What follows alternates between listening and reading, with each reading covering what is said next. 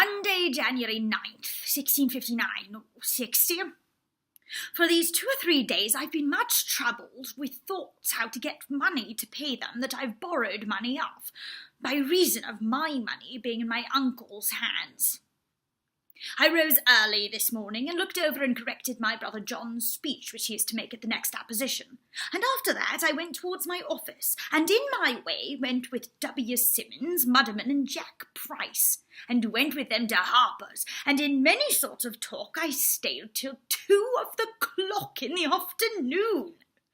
I found Mudderman a good scholar and an arch rogue, and owns that though he writes new books for the Parliament, yet he did declare that he did it only to get money, and did talk very basely of many of them.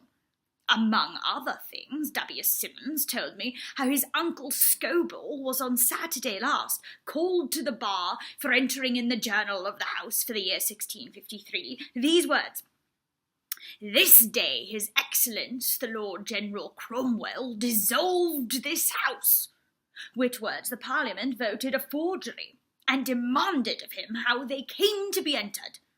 He answered that they were his own handwriting, and that he did it by virtue of his office, and the practice of his predecessor, and that the intent of the practice was to let posterity know how such and such a Parliament was dissolved, whether by command of the King, or by their own neglect, as the last House of Lords was, and that to this end he said and writ that it was dissolved by his Excellence the Lord General, and that for the word dissolved he never at the time did hear of any other term, and desired pardon if he would not dare to make a word himself when it was 6 years after, before they came themselves to call it an interruption. But they were so little satisfied with this answer that they did choose a committee to report to the House whether this crime of Mr. Scobell's did come within the Act of Indemnity or no. Thence I went with Mudderman to the coffee-house, and gave 18 pence to be entered of the club. Thence into the hall, where I heard for certain that Monk was coming to London, and that Bradshaw's lodgings were preparing for him. Thence to Mrs. Jem's, and found her in bed, and she was afraid that it would prove the smallpox.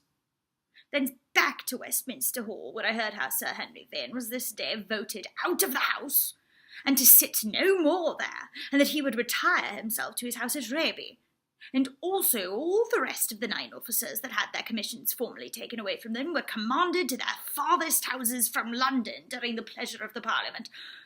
Here I met with the quartermaster of my lord's troop and his clerk, Mr. Jennings, and I took them home and gave them a bottle of wine, and the remainder of my collar of brawn, and so good night.